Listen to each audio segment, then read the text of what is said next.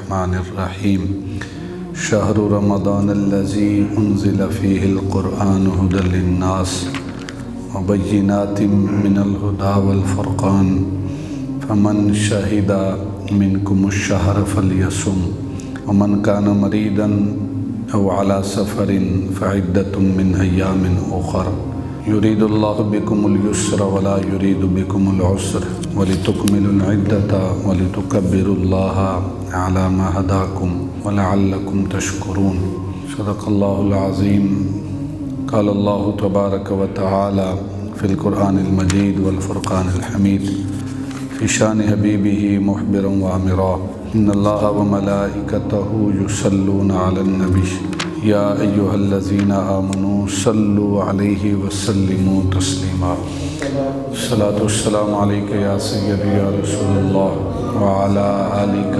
واصحابک یا حبیب اللہ الصلاۃ والسلام علیک یا سیدی یا رسول اللہ وعلی آلک واصحابک یا امام الانبیاء والمرسلین اللہم صل وسلم علی رسولک الکریم وآلہ الطاہرین رب اغفر وارحم وانت خیر الراحمین اللہم صل وسلم علی رسولک الکریم وآلہ الطاہرین رب اغفر وارحم وانت خیر الراحمین۔ آج شعبان کا آخری جمعۃ المبارک ہے اور انشاءاللہ اگلا جمعۃ المبارک اگر اللہ نے مہلت دی تو ہم انشاءاللہ رمضان المبارک کا ادا کریں گے۔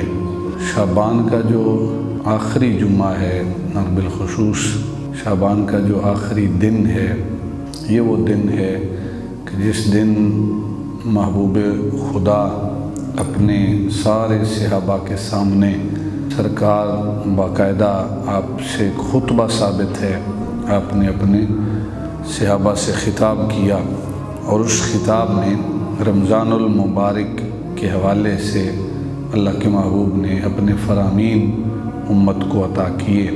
تو انشاءاللہ آج حضور نبی اکرم صلی اللہ علیہ وسلم کا وہ فرمان بھی آپ احباب کے سامنے بیان کروں گا اور رمضان المبارک کے استقبال کے حوالے سے چند چیزیں میں آپ احباب کے گوش گزار کروں گا۔ حضرت سیدنا جابر بن عبداللہ رضی اللہ تعالیٰ عنہما سے روایت ہے کہ محبوب خدا احمد مجتبیٰ محمد مصطفیٰ صلی اللہ علیہ وسلم کا فرمان ذیشان ہے کہ میری امت کو ماہ رمضان میں رمضان المبارک میں 5 ایسی چیزیں عطا کی گئی ہیں جو مجھ سے پہلے کسی نبی کو اللہ نے عطا نہیں فرمائی، جو اللہ نے مجھے عطا فرمائی ہیں۔ صحابہ نے پوچھا یا رسول اللہ وہ رمضان میں جو 5 چیزیں خالق نے عطا کی ہیں وہ کون کون سی ہیں؟ محبوب خدا نے ارشاد فرمایا کہ جب رمضان المبارک کی پہلی رات ہوتی ہے تو اللہ عز و جل میرے امتیوں کی طرف نظر رحمت سے دیکھتا ہے اور جس پر اللہ رب العزت کی نظر رحمت پڑ جائے پھر وہ اللہ کے عذاب سے محفوظ ہو جاتا ہے۔ یہ پہلی چیز۔ دوسری چیز فرمایا کہ شام کے وقت روزہ دار کی جو منہ کے اندر بھوک کی وجہ سے بدبو ہوتی ہے اللہ کے نزدیک مشک کی خوشبو سے اللہ کو وہ زیادہ پسند ہے، یعنی بھوک کی وجہ سے انسان کے منہ میں بدبو پیدا ہو جاتی ہے تو وہ اللہ رب العزت کو مشک کی خوشبو سے بھی زیادہ پسند ہے۔ اور پھر ارشاد فرمایا کہ تیسرا انعام جو اللہ نے اس میری امت کو عطا کیا، سرکار نے ارشاد فرمایا کہ فرشتے ہر رات اور دن میری امت کے لیے جو رمضان المبارک کی سعادتوں سے اپنے دامن کو سمیٹتے ہیں، فرشتے دن اور رات ان کے لیے دعائیں مغفرت کرتے ہیں، بخشش کی دعائیں فرشتے کرتے ہیں۔ جن کے لیے فرشتے بخشش کی دعائیں کریں پھر ان کی بخشش کیوں نہیں ہوگی؟ پھر فرمایا چوتھا اللہ تعالیٰ جنت کو حکم فرماتا ہے کہ میرے نیک بندوں کے لیے مزین ہو جا، میرے نیک بندوں کے لیے تیار ہو جا، سج دھج کے آ جا، اور فرمایا کہ عنقریب وہ دنیا کی مشقت سے میرے گھر اور کرم میں راحت پائیں گے، یعنی دنیا کی مشقتوں سے آزاد ہوں گے اور جنت میں آئیں گے تو سکون پائیں گے۔ تو اللہ جنت سے کہتا ہے رمضان المبارک میں کہ میرے بندوں کے لیے تیار ہو جا۔ اور پانچویں جو فضیلت اس امت کے لیے ہے کہ جب ماہ رمضان کی آخری رات آتی ہے تو اللہ عز و جل سب کی مغفرت فرما دیتا ہے۔ جس قوم میں سے ایک شخص نے کھڑے ہو کے عرض کی یا رسول اللہ کیا یہ لیلۃ القدر ہے کہ جس رات اللہ رب العزت ہر ایک کی بخشش فرمائے گا؟ سرکار نے ارشاد فرمایا کہ نہیں، کیا تم دیکھتے نہیں کہ مزدور جب اپنے کام سے فارغ ہو جاتے ہیں تو انہیں اجرت دی جاتی ہے؟ یعنی یہ لیلۃ القدر کے علاوہ ہے۔ جس نے رمضان المبارک کے سارے روزے رکھے، نماز کی پابندی کی، اللہ رب العزت اس بندے کے سابقہ سارے گناہوں کو معاف کر دیتا ہے۔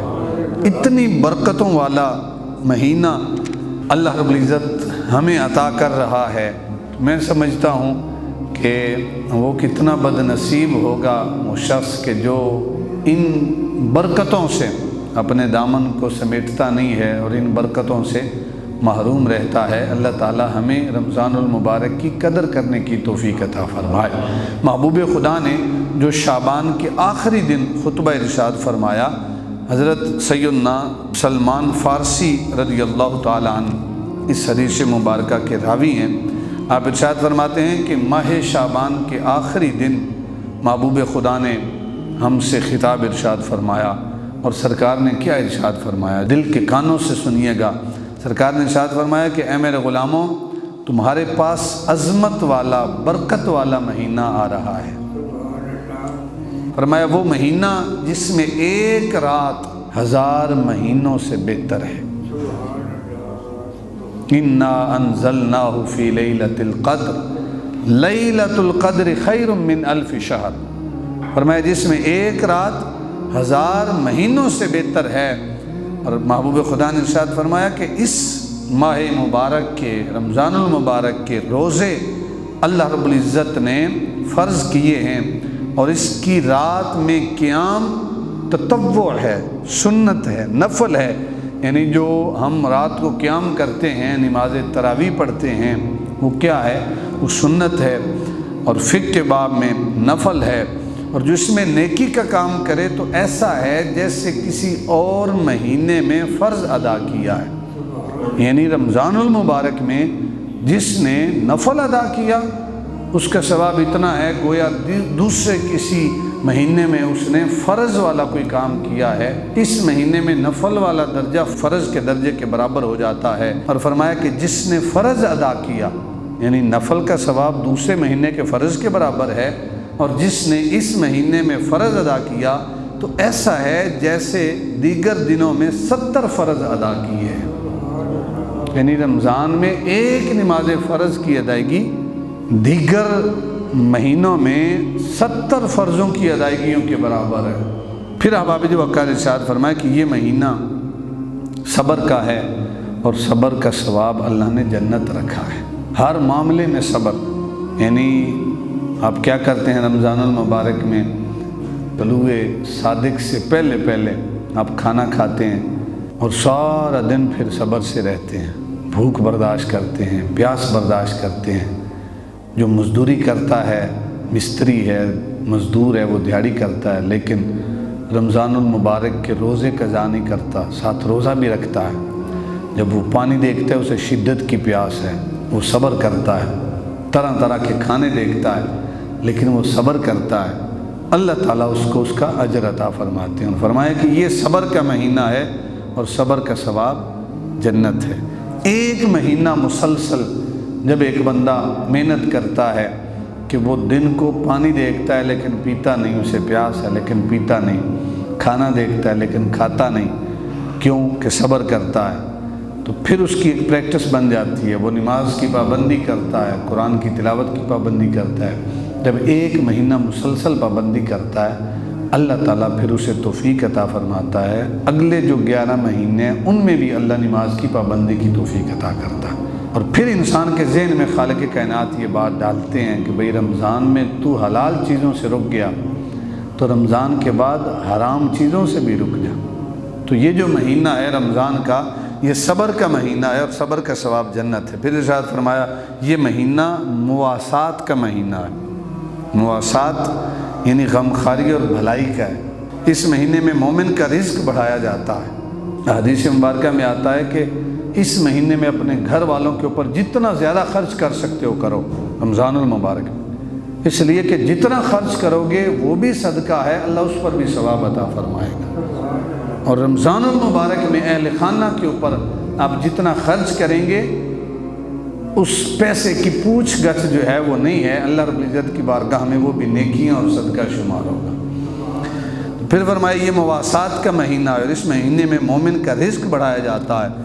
جو اس مہینے میں روزہ دار کو روزہ افطار کروائے اس کے گناہوں کے لیے مغفرت ہے، اللہ اس کے گناہوں کو معاف کر دیتا ہے جو روزہ دار کو روزہ افطار کروائے۔ اور فرمایا کہ اس کی گردن جو ہے وہ آگ سے آزاد کر دی جائے گی جو کسی روزہ دار کو روزہ افطار کروائے۔ جب صحابہ نے سنا تو ساتھ یہ بھی ارشاد فرمایا کہ اس افطار کرانے والے کو ویسے ہی ثواب ملے گا جیسے روزہ رکھنے والے کو ملے گا، یعنی اس کو فرض کا ثواب، اس کو افطار کروانے کا فرض کے برابر ثواب اللہ رب العزت عطا فرمائے گا، بغیر اس کے کہ اس کے اجر میں کچھ کمی ہو۔ یعنی کہ یہ نہیں ہے کہ اس نے کسی اور کی دی ہوئی کھجور سے روزہ افطار کر لیا تو جو افطار کروا رہا ہے اللہ تعالیٰ اس کو ثواب دے گا اور جو افطار کر رہے اسے ثواب نہیں دے گا، نہیں، اللہ تعالیٰ اسے بھی اتنا ہی اپنا ثواب دے گا، اور جتنا اسے ثواب دے گا اتنا ہی ثواب اللہ تعالیٰ افطار کرانے والے کو عطا کرے گا۔ پھر احباب وقار، ہم نے عرض کی یا رسول اللہ صلی اللہ علیہ وسلم، ہم میں سے ہر شخص وہ چیز نہیں پاتا جس سے روزہ افطار کروائے، یعنی صحابہ کے ذہن میں یہ تھا کہ افطاری سے مراد اچھا خاصا کھانا ہونا چاہیے، چاول ہونے چاہیے، جس میں کھجور ہونی چاہیے وافر مقدار میں، یعنی جس طرح ہماری افطار پارٹیاں ہوتی ہیں۔ تو سرکار نے ارشاد فرمایا، صحابہ نے کہ یا رسول اللہ ہمارے پاس تو اتنا کچھ نہیں ہے ہم کسی کو افطار کروائیں۔ تو آپ صلی اللہ علیہ وسلم نے ارشاد فرمایا کہ اللہ تعالیٰ یہ ثواب اس شخص کو دے گا جو ایک گھونٹ دودھ یا ایک کھجور یا ایک گھونٹ پانی سے روزہ افطار کرواتا، یعنی یہ ثواب اس کے لیے نہیں ہے جو طرح طرح کی ڈشیں تیار کرے پھر لوگوں کو کھانا جو ہے کھلائے اور روزہ افطار کروائے۔ جس نے ایک گھونٹ دودھ کا لوگوں کو پلایا، ایک گھونٹ پانی کا پلایا یا ایک کھجور کے ساتھ روزہ افطار کروایا، اللہ اسے بھی اتنا اجر عطا فرمائے گا جتنا روزے دار کو اللہ اجر عطا فرماتا ہے۔ یہ محبوب خدا کا فرمان۔ اور پھر احباب وقار سرکار نے ارشاد فرمایا جس نے روزہ دار کو پیٹ بھر کر کھلایا وہ تو ہے ایک کھجور سے افطار کروایا، اب جس نے پیٹ بھر کر کھلایا اس کو اللہ رب العزت قیامت کے دن میرے حوض کوثر سے پانی پلائے گا، کوثر کا جام پلائے گا، اور وہ ایسا پانی ہے سرکار نے ارشاد فرمایا جو پیے گا پھر اسے کبھی پیاس نہیں لگے گی۔ یہ اس سے جس نے رمضان المبارک میں روزہ دار کو پیٹ بھر کر کھانا کھلایا۔ اس کی ایک شکل تو یہ کہ آپ اس کو گھر میں دعوت دیں، گھر میں دعوت دے کر اس کے لیے کھانے کا اہتمام کریں۔ ایک شکل یہ ہے کہ آپ دکاندار ہیں، آپ کے پاس کوئی سامان لینے کے لیے آتا ہے، آٹا لینے کے لیے آتا ہے، سبزی لینے کے لیے آتا ہے، لیکن اس کے پاس پیسے نہیں ہیں، آپ کہتے ہیں کوئی بات نہیں، آج میری طرف سے تمہارے گھر میں کھانا پک جائے، تو اللہ رب العزت جو اس نے کھانے کا سامان اسے دیا، جو اسے آٹا دیا، آپ کے ہاں مزدور لگائے، اسے آپ نے اجرت دینی ہے 800 روپے۔ جب رات کو آپ اجرت دیتے ہیں آپ کہتے ہیں بھئی 800 نہیں تجھے دے رہا، میں تجھے 1300 دے رہا ہوں، میں تجھے 1000 دے رہا ہوں، 200 500 میں تجھے اضافی دے رہا ہوں، اس کے ذریعے تو نے کھجوریں خریدنی ہے، تو نے کھانے کا راشن خریدنا ہے، اور آج تمہارے سارے گھر والوں کی جو افطاری ہے، جو کھانا ہے وہ میری طرف سے ہے، تو جتنے روزہ دار گھر میں پیٹ بھر کر کھانا کھائیں گے اللہ رب العزت بروز قیامت تمہیں محبوب خدا کے حوض کوثر سے کوثر کا جام عطا فرمائے گا۔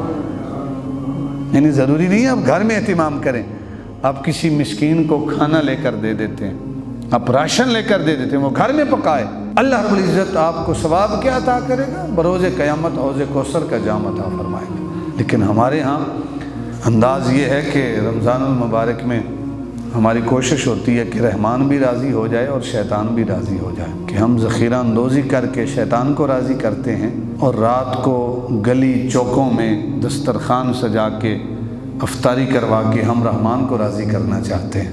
جو چیز رمضان کے علاوہ 200 کی ہوتی ہے، رمضان میں ہم حاجی صاحبان دام بڑھا کے 500 تک لے کے جاتے ہیں، اور پھر مسجد کی طرف ایسے دوڑتے ہیں کہ ہماری نماز جو ہے وہ باجماعت نہ رہ جائے۔ مخلوق کے خدا کے اوپر ظلم اور خود یہ گمان کرنا کہ میں اللہ کو راضی کر رہا ہوں، جس سے مخلوق ناراض ہو اس سے کبھی خالق راضی ہو سکتا نہیں ہے۔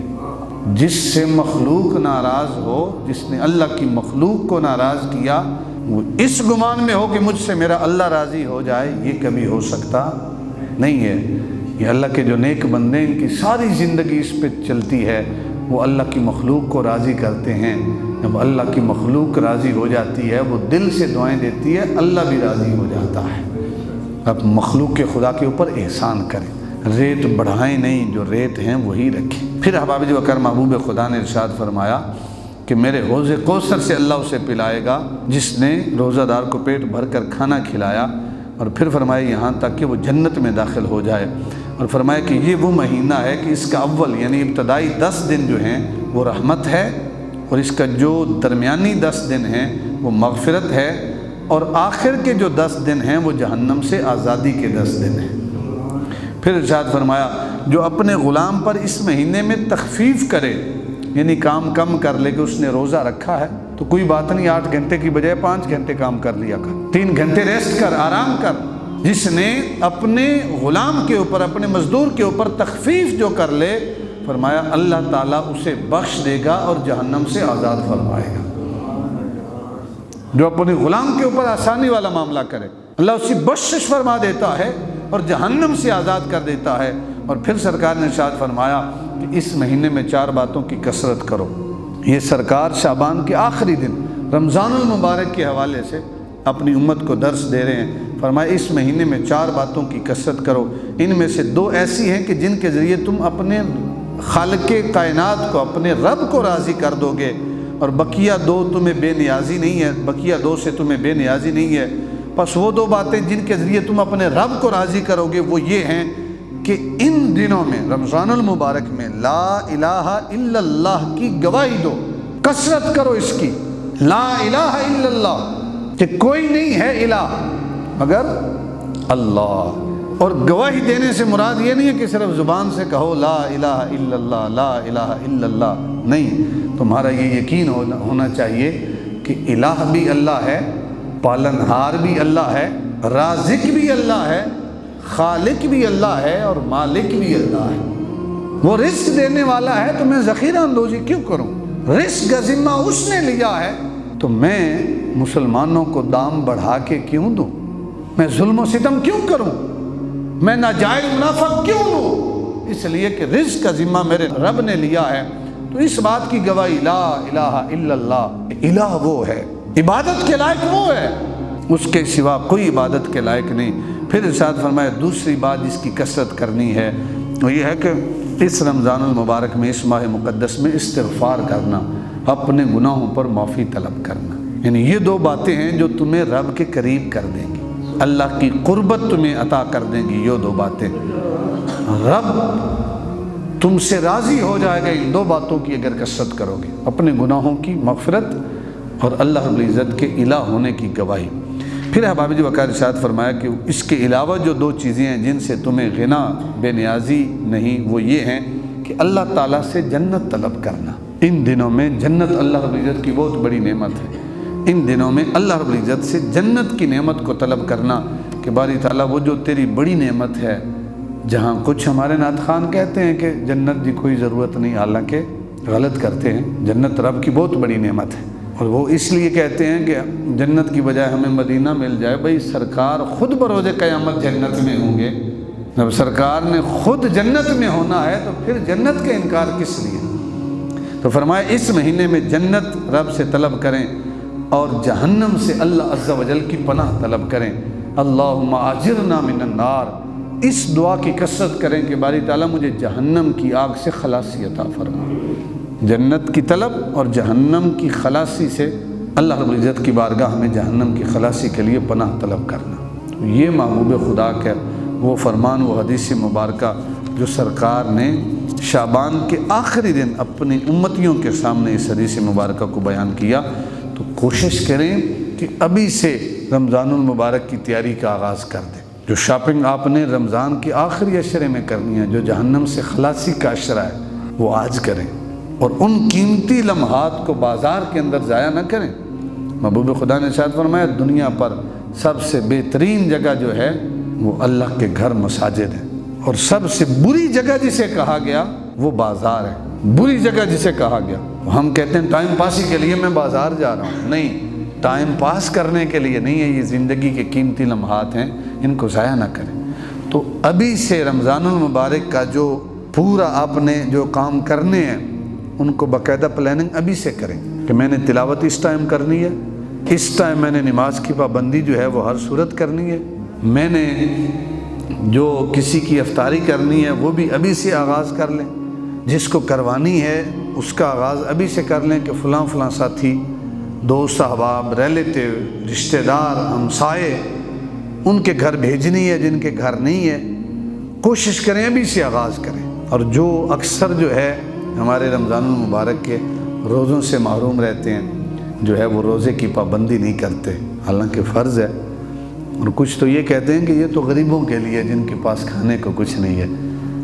اللہ کے محبوب نے کبھی روزہ قضا نہیں کیا، بحالت مجبوری، بیماری کی کیفیت میں یا سفر کی کیفیت میں معافی ہے، یا جب آپ شیخ فانی ہو جاتے ہیں، اتنے بوڑھے ہو جاتے ہیں کہ آپ کے لیے روزہ رکھنا مشکل ہو، جیسے شوگر کے مریض ہوتے ہیں، وہ اگر تھوڑی دیر کے بعد کچھ نہ کھائیں تو ان کا نظام نہیں چلتا، ان کے لیے شریعت نے رخصت دی ہے، لیکن باقاعدہ کسی ایسے ڈاکٹر سے، ایسے طبیب سے مشورے کے بعد کہ جو ایماندار ہو، ایسا نہیں کہ اسے 200-400 دیے اور کہا کہ میرے لیے تم لکھ دو کہ میں روزہ نہیں رکھ سکتا، یہ تو خدا کو جو ہے وہ داغ لگانے کی بات ہوئی۔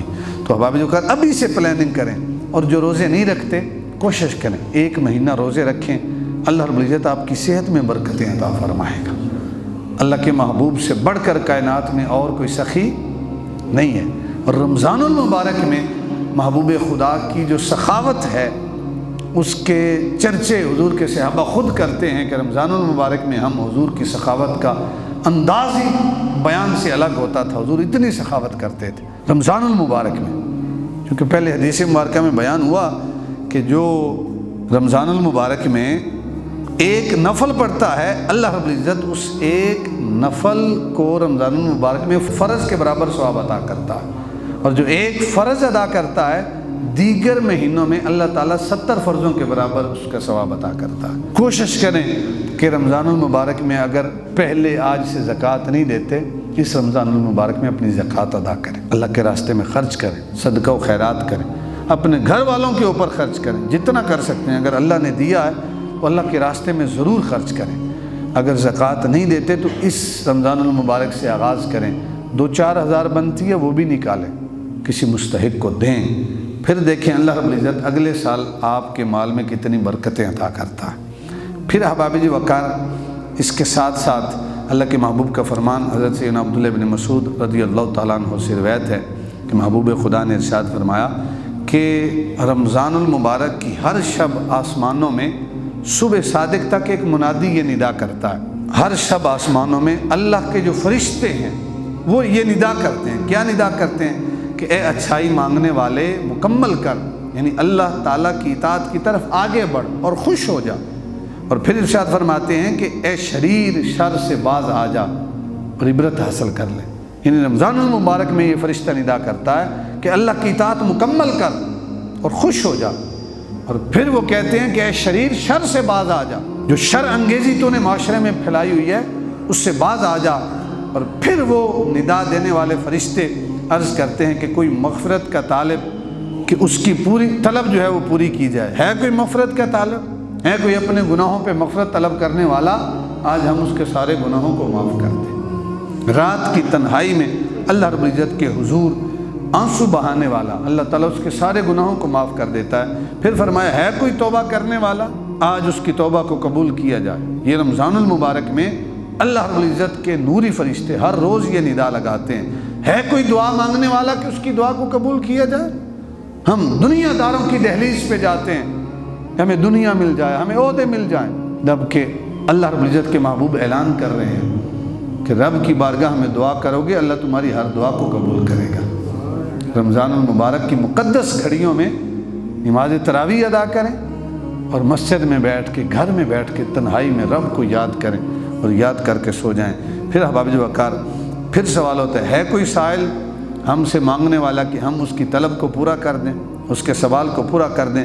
اور سرکار نے ارشاد فرمایا کہ اللہ رب العزت رمضان المبارک کی ہر شب میں افطار کے وقت، یعنی جب روزہ افطار کیا جاتا ہے اس وقت 60,000 گناہ گاروں کو دوزخ سے آزاد فرما دیتا ہے۔ ہر روز روزہ افطار کرنے کے وقت 60,000 گناہ گاروں کو دوزخ سے آزاد فرما دیتا ہے، اور عید کے دن سارے مہینے کے برابر گناہ گاروں کی بخشش فرما دیتا ہے۔ تفسیر در منصور کے اندر یہ حدیث مبارکہ موجود ہے۔ تو احباب جی وقار، بڑی برکتیں اور سعادتوں والا جو ماہ مقدس ہے وہ آ رہا ہے۔ کوشش کریں کہ اس رمضان المبارک کو ضائع نہ کریں، اس کی ایک ایک جو گھڑی ہے اس کو ضائع نہ کریں۔ اور محبوب خدا کا انداز یہ تھا، خود حضور کی سنت ہے کہ اللہ کے محبوب رمضان المبارک کے لیے جب رمضان المبارک کا آغاز ہوتا تھا تو حضور اپنی کمر جو ہے اس کو باندھ لیتے تھے عبادت کے لیے، کہ یہ مہینہ عبادت کا ہے، اس مہینے میں ہم نے عبادت کرنی ہے، جتنی ہو سکے ایک ایک لمحہ ضائع نہیں کرنا۔ یہ محبوب خدا کی سنت ہے۔ اور پھر احباب جی وقار، اللہ رب العزت کے محبوب کی سنت یہ بھی ہے کہ حضور اس ماہ مقدس میں کثرت سے رب کی بارگاہ میں دعائیں مانگتے تھے، اللہ کے حضور دعائیں مانگتے تھے حضور۔ تو ہمیں بھی رمضان المبارک کے ماہ مقدس میں خوب دعائیں جو ہیں وہ مانگنی چاہیے۔ اور پھر حضور نبی اکرم صلی اللہ علیہ وسلم کی یہ سنت بھی تھی کہ اللہ کے محبوب اس ماہ مقدس میں خوب صدقہ و خیرات کیا کرتے تھے، جتنا ہو سکتا تھا حضور بڑھ چڑھ کر خیرات کرتے تھے، اللہ کے راستے میں خرچ کرتے تھے۔ آپ بھی کوشش کریں جتنا ہو سکے اپنی استطاعت کے مطابق، یہ نہیں کہ کماتے آپ 500 ہیں اور کہیں کہ اللہ کے راستے میں میں نے 5,000 دینا ہے، نہیں، اپنے حساب سے دیں۔ اگر آپ کے پاس توفیق 500 کی ہے، اس میں سے آپ 100 دیتے ہیں تو اللہ تعالیٰ 100 کے حساب سے نہیں آپ کو ثواب دے گا، اللہ تعالیٰ حساب آپ کو دے گا کہ کتنی استطاعت کے باوجود آپ نے اللہ کے راستے میں خرچ کیا۔ اکثر ہم کہتے ہیں نا کہ جی ابھی حالات ناساز ہیں، میں کروڑ پتی بنوں گا تو پھر مسجد میں اے سی بھی لگواؤں گا، پھر مسجد کو ڈونیشن بھی کروں گا۔ یہ صرف باتیں ہوتی ہیں بھئی، وہ تو تب ہوگا جب ہوگا اتنا۔ آج تجھے 10 روپے کی توفیق ہے، وہی دے دے اللہ کے راستے میں، کسی غریب کے لیے دے دے تاکہ اس کے ایک دن اس کے گھر میں راشن جا سکے۔ کوشش کریں اس رمضان المبارک کی تیاری جو ہے وہ ابھی سے کر لیں۔